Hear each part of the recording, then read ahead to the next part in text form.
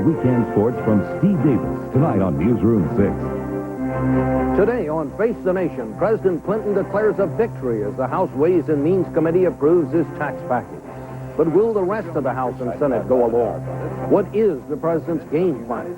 We'll ask his budget director, Leon Panetta, and the man who steered the package through the Ways and Means Committee, Chairman Dan Rostenkowski. Then we'll broaden the discussion with conservative strategist William Kristol, Bill Clinton's media advisor Frank Greer, and Michael Frisby of the Wall Street Journal.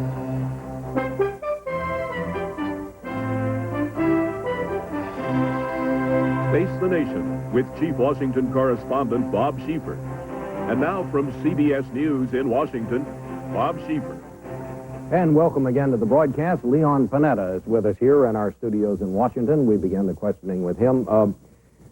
Mr. Director, you were, to say the least, very pessimistic several weeks ago about whether the president was going to be able to get any of his economic program through the Congress. Do you still feel that way? Feeling much better about it right now. I think we feel very confident based on the work of not just the Ways and Means Committee, which did an outstanding job of pushing forward the president's economic plan, but 13 committees basically implemented the proposals by the President of the United States as contained in his economic plan.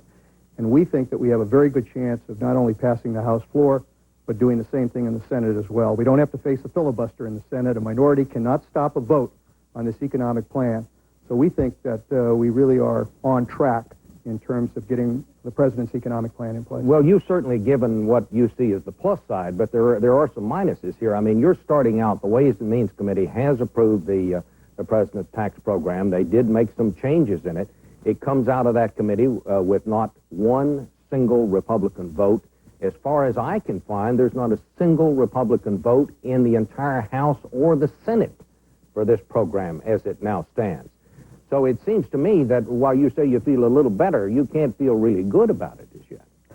I think the American people understand what the president's target here is all about, which is to reduce the federal deficit. And this is the largest deficit reduction package in history.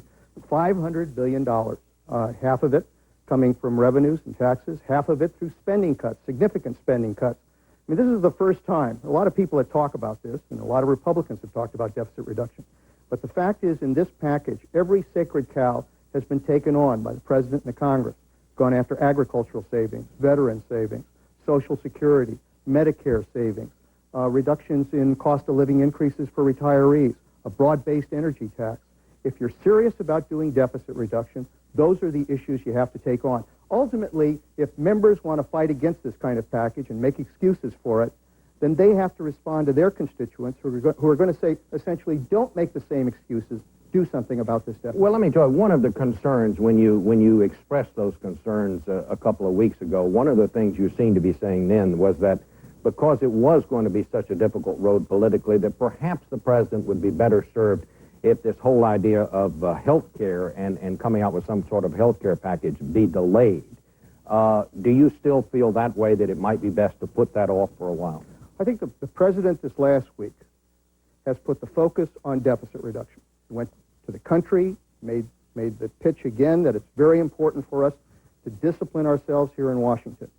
I think the focus on deficit reduction has helped the Congress, committees in the Congress, and the country to focus on what's important right now, which is to get this deficit reduction plan in place. But now, on health care, obviously there are still decisions that have to be made on health care.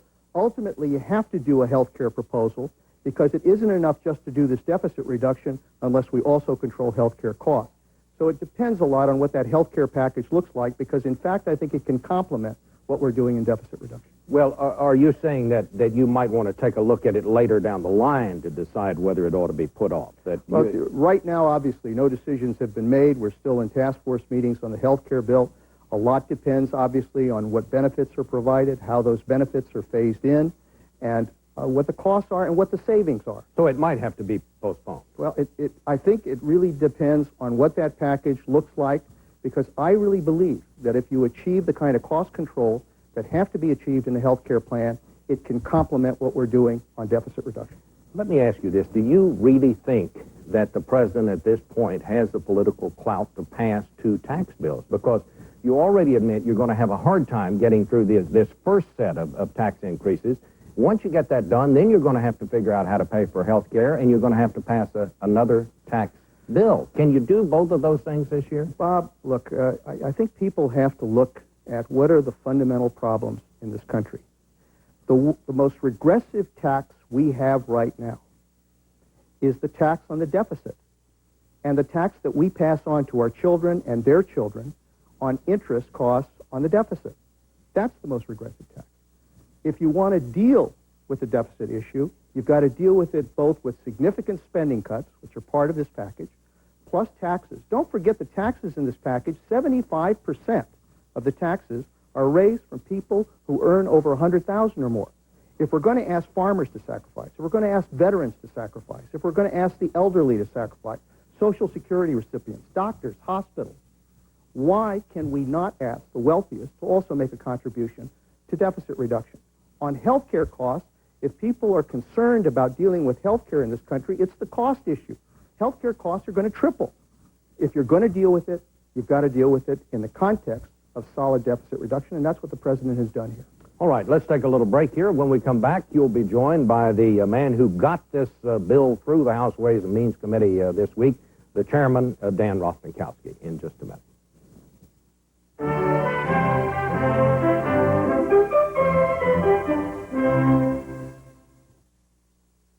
This portion of Face the Nation is sponsored by the Archer Daniels Midland Company. ADM, supermarket to the world. But I could not believe it when I ate it. It was just, they're just absolutely wonderful. I've learned to like them quite a bit. We take them home and eat them pretty regularly. They were really delicious. I like them. They're just good. Oh, they'd get a 10 for sure. They're talking about it in the Midwest. It's quick. I know it's nutritious. It's going to be good for me. And Bob has a high cholesterol problem, so they really solve a lot of problems for our whole family. And soon it may be in the lips of people everywhere. If he says it's good, it is really good. Yeah, I like them. It's the Midland Harvest brand Harvest Burger, an all-vegetable patty from the Archer Daniels Midland Company. Harvest burgers are low in fat, low in calories, free of cholesterol, and contain dietary fiber.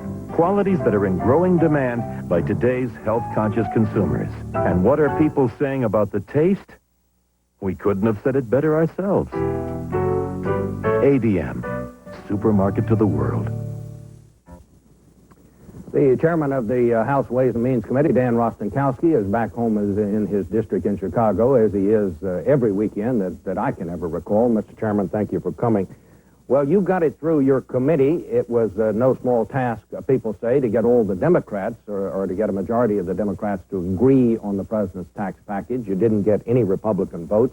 There seems to be real trouble for these tax proposals in the Senate. But let me ask you, are you going to get this through the House? What's the outlook there? Well, I hope so, Bob. You know, this president campaigned on the fact that he was going to show leadership. And from what I've experienced with Bill Clinton, he is showing leadership. Taxing the American people is never easy. Nobody likes, including the 24 Democrats on the Ways and Means Committee, likes to impose taxes. But if we're going to be competitive in this world, if we're going to do something about the deficit, there are going to be some hard decisions that have to be made. Let me just interrupt you. And Republicans vote negative all the time. Well, let me just interrupt you, because I was struck by what you just said when I said, can you get through the House? And you said, I hope so. Is that just a figure of speech, or are you saying you've got an uphill battle there, too? Well, I think the president's going to have to participate on a personal basis, because it's not going to be easy. But I never thought that it would be easy, nor did Bill Clinton and my friend Leon Panetta. These are going to be members that are going to be going home and listening to the complaints. I don't know a lot of people that encourage us to raise revenues. But, you know, every poll that's been taken, and in the visible answers that people make on television, the people will suggest that I will pay my share if we see deficit reduction. And I think that's the positive view that the American people have, even over and above what members of Congress think. Well, clearly, one of the most controversial parts of this package is the broad-based energy tax. Now, I know in the past that you have favored just a straight gasoline tax, and then from time to time you said a pretty good size gasoline tax.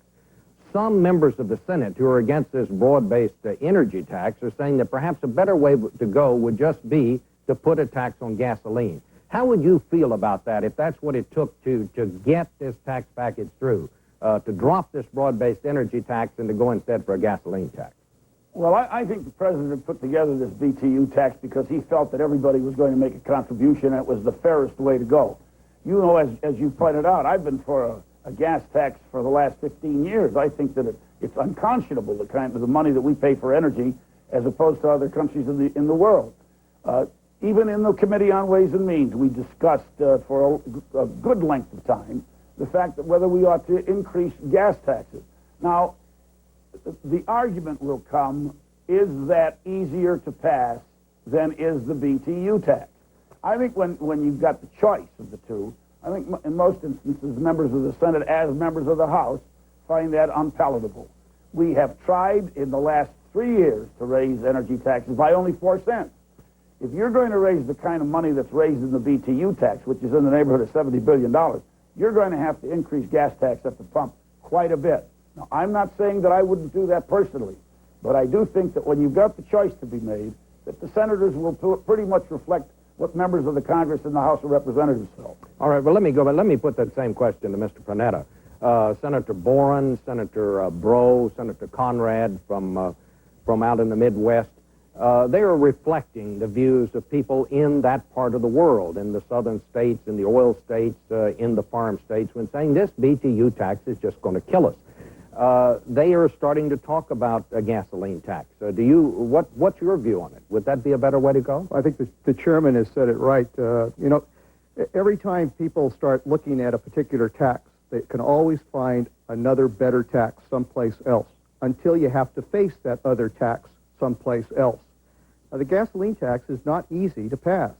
We've been trying that for a number of years. Every time a deficit package comes up, we've talked about a gasoline tax.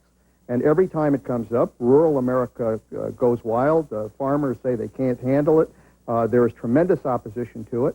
So ultimately, it has a tough time making it through the Congress. I think the BTU tax, as fashioned by the president, and with the help of the chairman and the Ways and Means Committee, is well balanced. It doesn't impact on any particular region adversely. It's broad-based.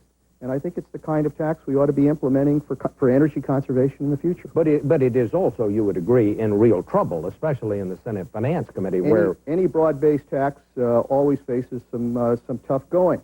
But again, if you're going to put together the kind of balanced package that we're working with, this has to be part and parcel of a deficit reduction effort. Let me ask both of you this question. The Republicans are also saying this is simply going to smother the economy.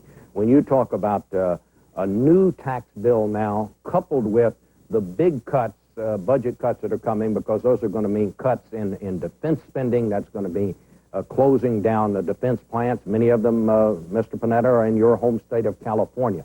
What is your argument? What do you say to them when they say, how can you, at a time when the country's coming out of a recession, put new taxes on people at the same time you're cutting defense by these substantial numbers? Well, the Republicans who argue both sides of this issue, I think ultimately have to face the tough choice about what is the most important issue that confronts our economy right now. And that, it seems to me, is the deficit. We're over $4 trillion